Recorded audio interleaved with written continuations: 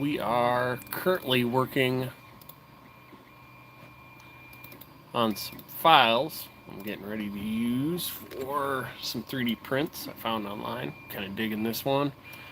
It's going to be some bobbin spools I'm going to be offering. Probably going to alter them, add my company name to them, Ring Tuned, but not sure. We're going to hang around here, see how many people we get on here in a minute. But we'll do our normal shop update. Kind of digging doing this live thing late at night. Gives people an option to get some Q&A in. Found out the last two I didn't monetize. Don't know how I can monetize my live. I do know I somehow earned the option to have super chat in there, which is kind of nice. So if anyone wanted to buy a super chat, you can. I don't care. $1 is a dollar. But yeah, we're currently still working on the print over here. Come on, spin. So this is the print we started last night. We are 1 day, 2 hours, 9 minutes in at 86%. The drawer itself completed. The ones that took forever are still working. Wow, I had a viewer for a split second. A viewer for 1 second. Might as well jump in here and grab one of my beverages. Buy a 6-pack of these about once every 2 or 3 weeks. Have a drink once in a while. I've actually got a few things to talk about tonight.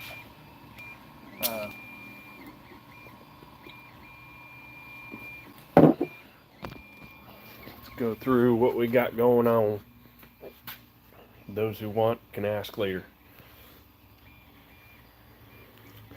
So Brett's bike fired up today, ran it around a little bit, worked on some of the low throttle tuning. Still got a bunch to do on gasoline. E85 is probably 99% of the way there. Let's see, I rolled Jimmy's out, started going through his nitrous shit, figuring out what we need. We need a shower head, we need 4 lines, we need a Y. I got to get down in here and pull that. Well, I'll probably just, I got to pull that because I need to move the purge back so it shares it. Dude, that's sick.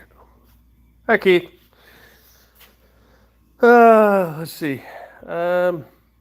Just a lot of little wiring to do on this. I should probably knock out in the next day or two. I do have to put a mallet magnet on it.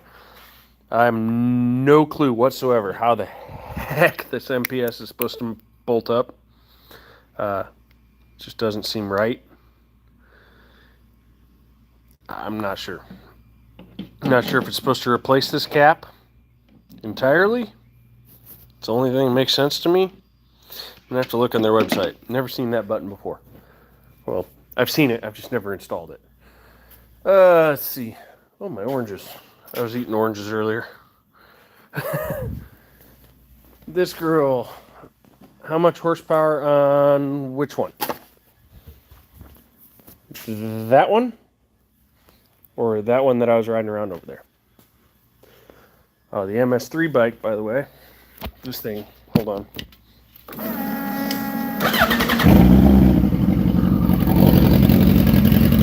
That's cold. That's cold.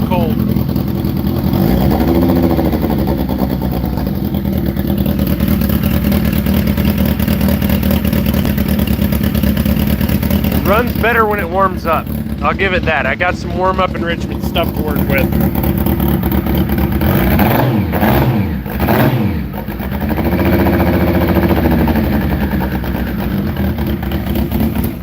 And I have the wrong pin in the dash for the RPM signal. I got to hook that up. But that thing starts and runs decent. Let's see. Gentleman dropped this off. Nichols came over and buttoned it up for him. So Nichols pulled the carburetor apart, cleaned it out. It was nasty. So these were in here 2 years ago.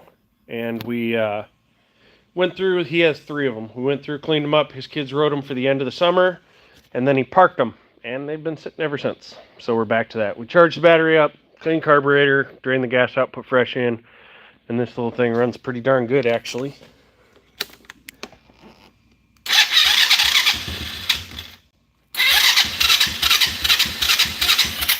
Gotta give it throttle. Hold on.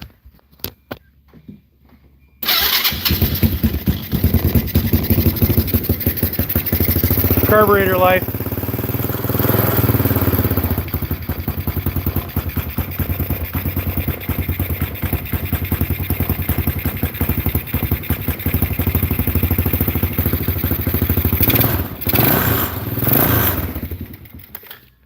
If any of y'all stick around, I'm going to give a sneak peek here in a bit of something we're working on. Is this Can-Am DS? No, I have no clue what Chinesium Kung Fu. Tao Motors. It's a Tao Motorsports. It is cheap Chinesium. But it's knocked out, ready to go. It needs a breather, so it has no airbox. So I'm going to put a pod on it. We put a little bigger pilot jet in it. It runs good without an air filter, so it's going to run even better with one. I might have to adjust the idle mixture a little bit, but this girl is running phenomenal. Like, it is way faster than Nunu's other bike. The only downside is right now it has a gas leak, so he's got to get a gas tank. Gypsy is 100% complete. I actually had a Tao Tao moped that I loved, so I don't know. That's a personal preference thing. And it's just a Honda motor is all it is, a Honda clone. But Gypsy's ready to rock. The auto purge worked phenomenally. I stuck a torch next to the bottle, warmed it up. It got up to 901, and then popped the purge, dropped to 899.8. And every time it hit about 901, poop, dropped right back down to 900. So it is great. I love that. Let's see, Selfish, no update. This girl, bearings are supposed to be on the way. I got an update that some more of them came in stock, but not all of them. This girl, I have tracking on rings finally. They're supposed to be delivered here before, I think they're supposed to be delivered like Saturday or Monday. I gotta look. But they're shipped finally. Haven't touched that one. So now y'all get to listen to the printer while I talk. So if y'all don't know, a while back, we developed a plug and play for the GSX-R. So 17 plus GSX-R 1000 has a plug and play available for it. A lot of that development is involving having the bike in front of you and fitment and all that, and then having someone who can sit and tune and work everything out. That's my part. John Gover helps with a lot of the setup and programming. A few other individuals help out, but that's where these come in. So, trying to gauge interest. This, missing a plug, it didn't print, is a 3D model of a plug and play adapter box for the Gen 2 ZX14. Trying to see what kind of interest would be available in that. In the basic setup on a MaxECU Street, so no Bluetooth. You'll have full dash functionality, all the goodies, hopefully. Cross our fingers. This is in this level of prototype phase. Like, it is not in development yet, but concept. We're looking at about, I think it's like 3,200 out the door, 3,000, 3,200 out the door is what the street kits are going for. Gotta check, but that's a rough range. Basically, the kits vary between 3,000 and 5,000 depending on your bells and whistles. This particular one we're trying to develop for a turbo, so it'd be a turbo 2025 ZX14 project that is, we're going to call it a little more than potentially going to happen, more like going to happen. Just got to figure out what the coordination's got to be to it. So right now he's got a bike on order. We're waiting. I found the same bike local. He's on a business trip. When he gets back, we're going to decide what we're going to do. Potentially, he's going to maybe cancel that order. I don't know. We haven't talked about it. But my dream scenario would be for him to cancel that order and buy this one local, because then I don't have to ship it. We don't have to deal with any of that logistics. And we just move forward with the build. We get the turbo on the way, turbo kit from Scott Davis and all that good jazz. And I've got something to work a prototype on. I did prototype this in that blue bike back there, and figured out all the fitments, wiring layouts, etc. that we need. But just something I thought I'd bring up. This is not the first 3D print I've had in here. This is actually the same way we did the GSX-R one. So I had Keith print these. I've been printing like a lunatic now. Will say shit that big, probably still gonna have him print because this thing is slow. Like, Lord have mercy. I put this same file in it. This same file in PETG in good print quality like he's got here on that printer takes a day and a half. It is so slow, but it's also a bone stock printer. Never did see Sawyer asked me how much horsepower, dude, that's sick, but I have no clue which bike you're talking about. If you're talking about this turbo Hayabusa right here, it'll make 400. If you're talking about the turbo on lift, no freaking clue what it's going to make yet. I know it's probably going to make 400. Or if you're talking about the nitrous bike, we're aiming for just above 400 with that. It makes 200 all motor. It's just a 1363 little sissy motor. It's not that big.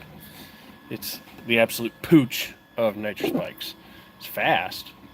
Don't get me wrong, it's fast, but not because it's big. I only got one viewer. I'm talking to one person. Well, that didn't reach very far. I guess I had like 76 views on my last one, but there was only like 4 simultaneous at a time. But we're winding down for the night. Might actually get home at a decent time. It's only 8:50. Probably going to be right at about 9 o'clock by the time I end this video and get out of here. I've kind of dig doing this format of video, mainly because I can communicate with you guys. You can ask questions and I can answer. But also because I have a bad habit of recording my shop updates and never uploading them. It's a whole bunch of extra steps. You got to go in there, you got to freaking double check your edits. You've got to freaking format it and upload it. Then you got to go back in afterwards and monetize it. Whereas the lives auto-monetize afterwards. Although they don't monetize... I'm getting to the top layer. They don't monetize views as we're live. It only monetizes the views later. Because obviously there's no commercials while we're live. But there is Super Chat. Which, if I ever do anything big, I'll announce it ahead of time so everyone knows when I'm going to go live. May start going live for some of the racing we're doing. From the sounds of it, depending on the weather and shit, Nichols is probably going to take that thing to South Georgia and go run 560 and ET or 560 and 530. He hasn't decided. But 530 is a decent buy-in. And I don't know that there's going to be that many bikes in 530. Then I have to go to Holly Springs on Sunday if it doesn't rain. And we're going to go throw down with the turbo and see who we can kick. Because it's going to be fun. 3 people viewing now. Hopefully we have some interest in this 14. Because I think a 14 plug and play has a market. Right now, there is no stock dash option for any of the plug and plays. So the options available right now are same as no 7 Gixxer. You got Fuel Tech, which I don't think anyone actually makes a plug and play for that. But you've got Max for it, but it's a Ryan Schnitz harness. So Ryan Schnitz harness is more race oriented, right? It doesn't have factory dash communication. You just got what analog signals like RPM and such that go into the dash it would normally have. It doesn't have serial. Have I been to Bradenton track down here in Florida? I have not. I want to go to Bradenton this year. I have set a personal goal to go to Bradenton this year. I want to try and find when a Top Fuel event in the area is going to line up with an event that we could run a bike and possibly bring Nichols down and go do some fun racing down there.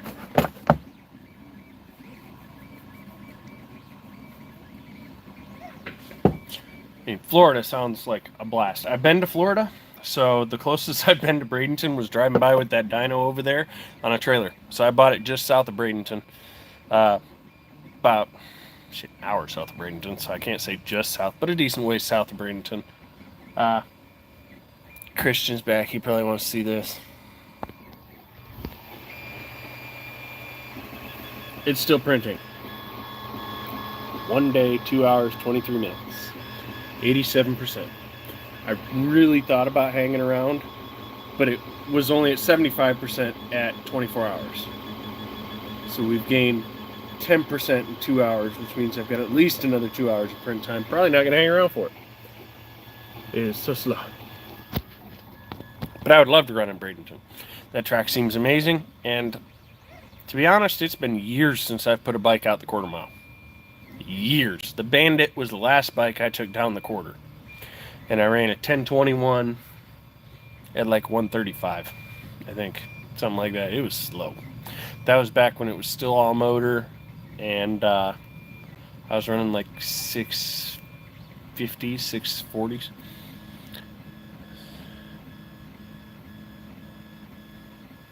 Nice, nice. FL2K is awesome. I do love watching that event. It's well televised and it's all over YouTube. It's great. Interesting to see Garrett purchase into the track. That was definitely something I kind of saw coming. That man has made strides using his YouTube fame to stabilize his lifestyle, is the best way I can put it. It's just wicked, dude. You take... It's similar to my business. My business blew up because of YouTube. Between mine and the Team Righteous channel, a lot of my business comes from YouTube. A very large portion of my business comes from YouTube. And I use it as a tool to communicate to my customers as well. But he's taken it to another level. Motion Raceworks exploded when he got into it. The Freedom Factory, obviously booming. It's packed every night. You go to get tickets and they're just packed. The tractor they keep it in really nice shape, and the owner, Vic, has put a ton of work into the track. Yeah, Vic has put a crap load of work into the track. And adding the additional employees from next door, along with everything else, it's going to be wicked. That track is going to go very far until it can't. Hopefully the housing expansion that's going on there can take a chill pill. I don't think it will. But I have a feeling even if that track does shut down from that, they'll get a new location and they'll build it. But it is protected for at least the next, what was it, 7 more years? 6 more years? I think they had a 10-year agreement. But,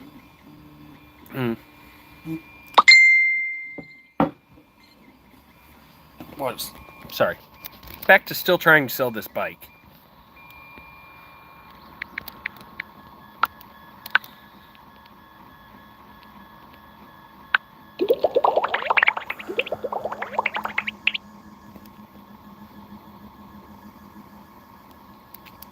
What the fuck? Where'd all my buttons go? Sorry. Somehow I just sent someone a bubbly dancy dog with hearts. Hope you don't get confused. I hit a button. I hit unsend.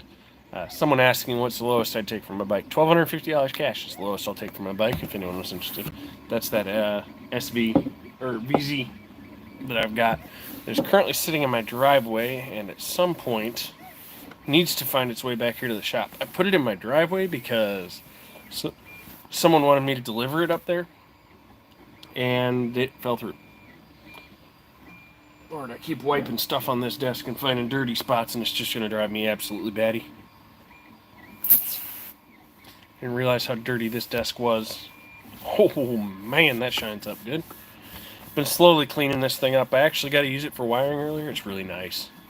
Lay out a tape measure. What bike am I selling? It's a 2000 VZ800 Marauder Suzuki. It's my carbureted cruiser. Alright, I need coasters if I'm ever going to drink at work. I guess I'm technically not at work. It's the end of the day. I'm winding down. I'm not working on anything. I don't drink and work on anything. It's just a personal rule. I don't drink that much. Like I said, 6-pack of these will last me a few weeks. Maybe a couple on a day. And then go a week without another one. It's just, they taste good. If they made a non-alcoholic Smirnoff Ice original, I'd be in trouble. Because then I could drink the hell out of it.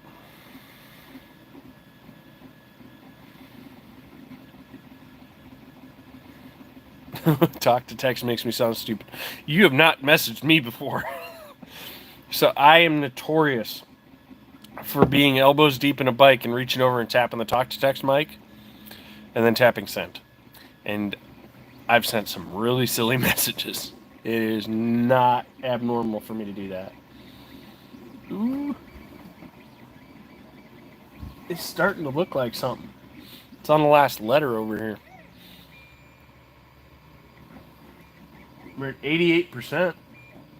It's actually going up fairly fast. I'm starting to think the percentage in time doesn't mesh up too good, because earlier the way I calculated it at 24 hours to get to 75%, I was figuring it was going to be a 30-hour print, but it's looking like it's going to be a freaking 28-hour print, 27-hour print, which is what it originally told me on the slicer, so that's good. But yeah, right now I'm working on, I'm probably going to move these over to Fusion 360. They're just your typical bobbins you'd see on the back of a swing arm for spool type swing arm lift. I don't know, just have a couple whiskeys before I start doing wiring.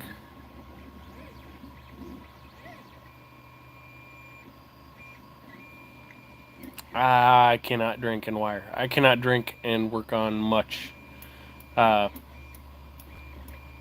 Specifically, I do not drink and touch the laptop when it comes to tuning. I will do silly things. I will make things go way fast, but I may send a motor to the moon too, because I throw caution to the wind.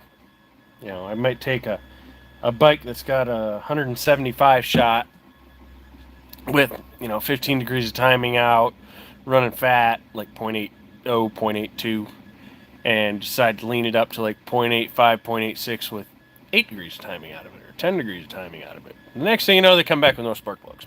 It's happened. Went really fast, came back with no spark plugs.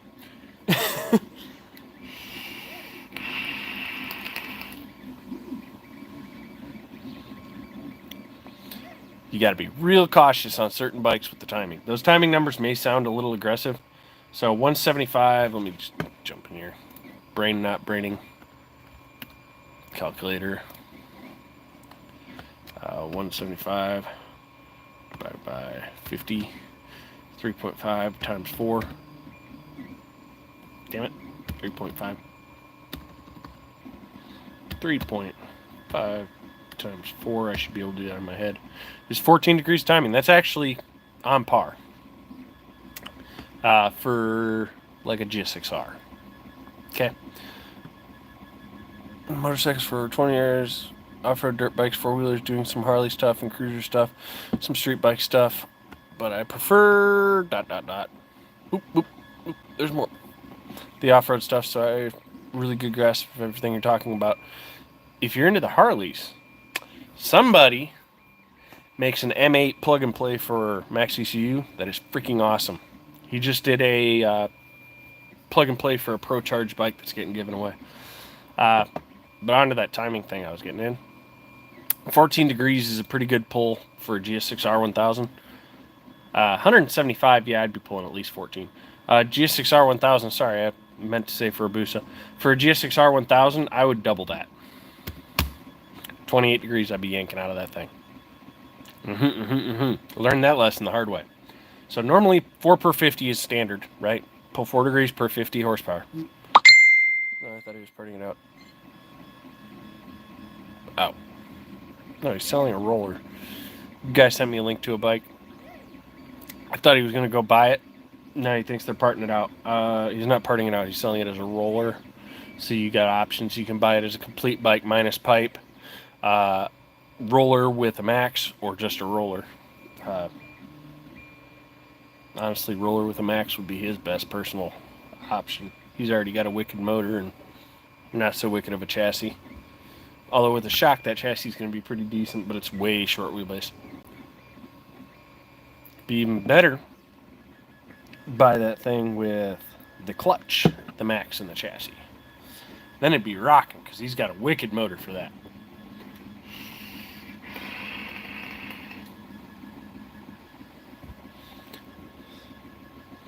But, yeah, nitrous is fun. I love nitrous. Now, boost is a whole nother ballgame. Boost is where I love to play, okay? Boosted anything, Man, it's great. So nitrous is like hitting your piston with a sledgehammer.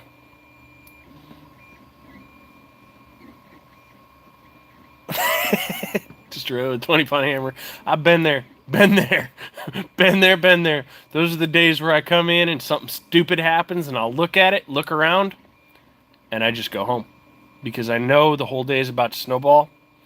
And I am going to be more productive if I don't waste that day with everything going wrong. Damn it, what was I getting into? Oh, boost. So, like, nitrous is hitting the piston with a sledgehammer. Boost is like pushing it more gently. Easier comparison is nitrous is like a 12-gauge shotgun. It kicks hard. And boost is like a 50 or 70 cal muzzleloader. Still has a lot of punch behind it, but it doesn't break your shoulder. It just kind of pushes you back. It's a lot easier on components, depending. If you get into a lot of boost at peak torque, it's not so nice, but it's more forgiving. Same reason why you can't use nitrous at peak torque. You don't want to. Okay, we don't want to. We usually hit it right before peak torque and ramp it through it. So, like, for example, a Busa or a 14 that makes peak torque at like 8,000, I'll start spraying at like 6 or 62, and the ramp will run through peak torque. And then by the time it's all in, it's already above peak torque and it never drops back down to it. It's a little softer on components. Peak torque is also, if you know engines, it is the point of highest cylinder pressure. And adding a whole bunch of freaking oxidized air and fuel that is very dense and cold to a cylinder that is at peak pressure is just a recipe for rods to go bye-bye. Or bearings or rings. Typically it's going to be rods at peak pressure. Up high, leaning out, that's where you usually eat rings and pistons and spark plugs. Usually the back half, after 330 foot, in the 8th if you're getting after it. Or in the quarter. Nitrous doesn't like quarter mile. No one sprays out the back in a quarter mile. Well, they do, but most people are smart enough not to spray out the back in the quarter mile. It's not so great for them. Same with boost. When you pour it in the back half, it's just not good. Your intake air temps are already through the roof by the 330, and then they're real high at the 8th, and then out the back, they're just freaking obnoxious. I've got bikes running 275-degree IATs out the back door. Not at my advisement. I cluster cuss the hell out of that guy. It's like, man, you're turning up the boost and you're just making heat. Read the comment before this one. You'll understand better what I'm talking about. Yeah, I read that. You take a couple shots to calm down so you don't burn the bike to the ground or destroy it with a 20-pound hammer. I definitely get that. Sometimes these things can be a royal bitch. They just can be. MS3 bike. It's an uber frustration, right? The success is making me smile, but there's frustration along the way. It's just part of it. There's been days I've come in, looked at that thing, and decided to walk away for the day. And then there's days I'll come in and just roll on it and get a whole bunch done and feel great about it. Mainly because I spent the night thinking and brainstorming over what I needed to do to make it behave. But it is starting and running pretty dang good, and once it's warm, dude, the throttle response is spectacular. Definitely need to work on some warm-up enrichment issues, though. Because it runs like crap when it's cold. But it'll get there. It's time. It's critique. It's time. Same with this girl here on the Max. It's got some warm-up enrichment issues. I mean, it starts and runs decent, but it's ice cold right now. Like, ice cold.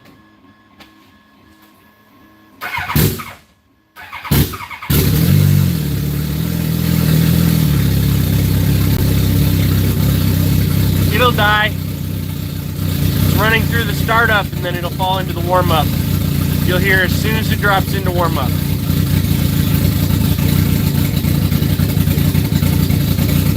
Hear it falling in. And it dropped into the warm-up table and out of the post start.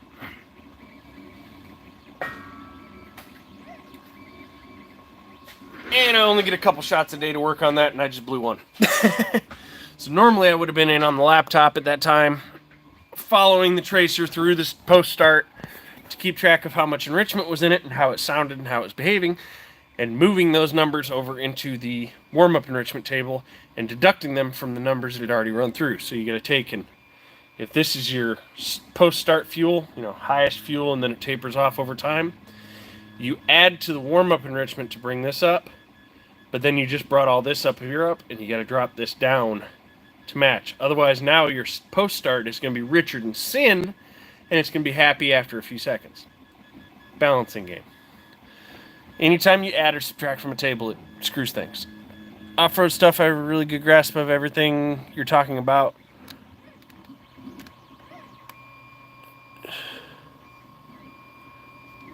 I've read back quite a ways. I might be missing one. But yeah. So that's kind of the balancing game with these things. You got a little balance in and out to make things behave. Because like the coolant temperature compensation, it's the warm-up table, right? It affects all maps. It takes your primary map, multiplies it, and then it affects all other maps, including your cranking fuel and your post-start. Right? So if I add to that, now I've added to all the post-starts too. I have to take them down to match it out. But it's coming along pretty good. Once it's warm, it's happy as hell. I do need to idle it down a little bit when it's hot. It idles at like 14, and I don't like that. I'd rather it was idling down at like 12. But it doesn't have idle air control anymore, so I got to do that manually. Yeah, the on-off throttle stuff is fun. I've been trying to ride it around and tune it and realized that I have an O2 bung missing. So I got to stop down at AutoZone and grab that tomorrow. They're actually in. I ordered 5 of them. See, the thing is, the O2 bung I was using in that belonged to another bike. I've been playing musical O2 bungs because he has 2 O2 sensor ports and I'm only using 1. So it's actually technically got a very, very large air leak very, very close to the O2 sensor right now. Which is why my on-off throttle tuning has not numerically made sense to me. On the dyno, not so bad, but in real world, that hole I've got is facing straight forward. So if I'm traveling 5 mile an hour, I've got a 5 mile an hour breeze going into an engine, going into a pipe that is pulsing. Not constant flow like I'm in the throttle, but pulsing down at idle. If you put your hand over it, it'll right? So it's sucking air up by that O2 sensor and giving a false read. So I'll get that bung in it tomorrow, and then I'll go ride around, and I bet it's a whole lot better.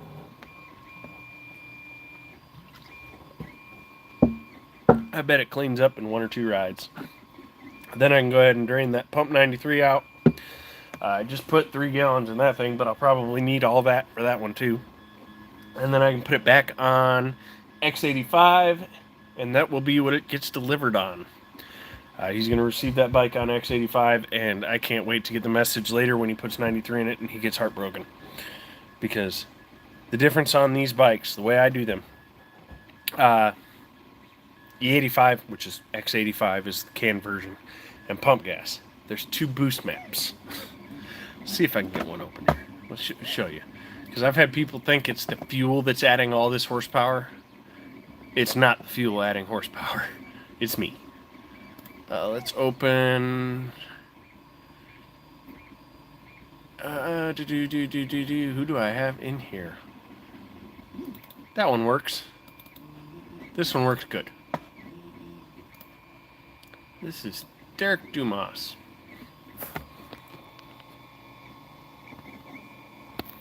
Alright, so this is your boost control tables, right? So boost target 1. I can't see. Okay. So in first gear, we're on pump gasoline, gear 1, boost map 1, 0 pounds on the dome. And in all power modes on pump gas, 0% ethanol or 10%, basically anything from, it would be 42.5% and down, because I have this set for stepping, is going to be, it is not set for step, oh, it's just down here, I can't see it. The little comma thingy is hidden, but it should be in stepping mode. First gear, no dome pressure. Second gear, 2, 2, 2, 2. Third gear, 2, 3, 3, 3. Fourth gear, 2, 4. You get the idea. Anyway, Power mode 5 in 6th gear on pump gas is 4 on the dome. Now we jump to E85.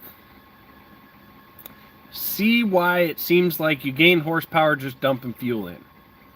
So, on pump gas, 4 on the dome on the highest gear in the highest map. On E85, it's got more than that in 2nd gear on the lowest map. It's got that in it in 1st gear in all the maps. And in the top of power mode 5, we're at 20 on the dome plus a 7-pound spring. That's 27 pounds of boost. That's a lot of power. That's actually, so this one I believe I actually had to tuning fuel tables, boost comp. Yeah, this one I was having to add substantial chunks of fuel to up top, but that isn't the table I'm looking for. Advanced user table, fuel pressure. Nope. It's somewhere in here. I think I did a user cut. Yep. User cut 1. This bike is pump limited. So, duty fuel for secondary and duty fuel for primary. Alright, it does nothing, right? But as soon as both of them cross 100% duty cycle, max pump activates ignition cut. It shuts off. So I set it so that it does nothing anywhere except if you 100% the primary injectors and 100% the secondary injectors, it will cut fuel. 100% cut, or not cut fuel, cut spark and shut them down. Why? Because if I remember right, on the dyno, this bike on 20 on the dome maxed the pump out. So the injectors hit 100% duty cycle prematurely because I watched the fuel pressure go way down, right? Fuel pressure's pulling pretty good. You know, it's at like 60, 63 pounds, and then it just started tapering down into the 50s. And that's just a sign that we're outrunning what the pump can flow. He has, if I believe I remember correctly, an AEM 50-1200 pump. No, I think it's an AEM 400 liter per hour in tank. I don't know, I didn't build it. That's a motorhead bike, but I'm pretty sure it was 400 liter per hour in tank, and it blew his goals out of the water. Was why we didn't go bigger on the pump, because he said he never needed that power. Now he's riding on that power. So, there's that. He was supposed to come down towards the end of the year last year. I think he's still planning to come sometime this summer and put in a big Holly pump, and then he's set to go to wherever he wants to go to. Pretty sure that engine's built for like damn near 600 horsepower. So, it'll be fun.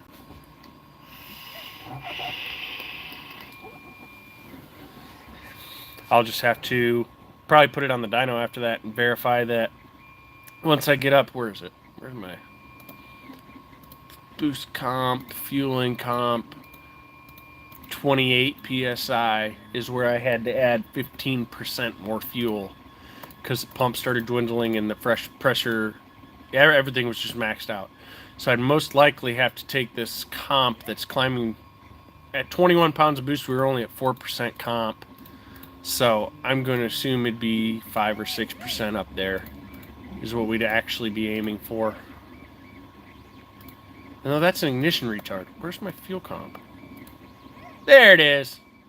Yeah, okay, no. It's up at 25 pounds is where I had to start throwing a comp in it. Sorry, that was my ignition retard. No wonder it stepped so violently. From 4 degrees of retard at 20 pounds of boost to 15 degrees of retard at 28 pounds. That's a pump gas switchover. E85, shit, 35 pounds, I'm only pulling 3 degrees. I was like, what the hell is that table? It's been a long night. Kind of like my lambda targets are... yeah, they're on point. They're where I usually am. I could actually probably pretty safely lean this up a little bit in the higher boost, but I'm going to leave it. Safe is happy. Anyway, guys, we've been on here for 40 minutes. That's way longer than I wanted to be on here. I wanted to be out of here 15 minutes ago. So, Y'all have a beautiful day.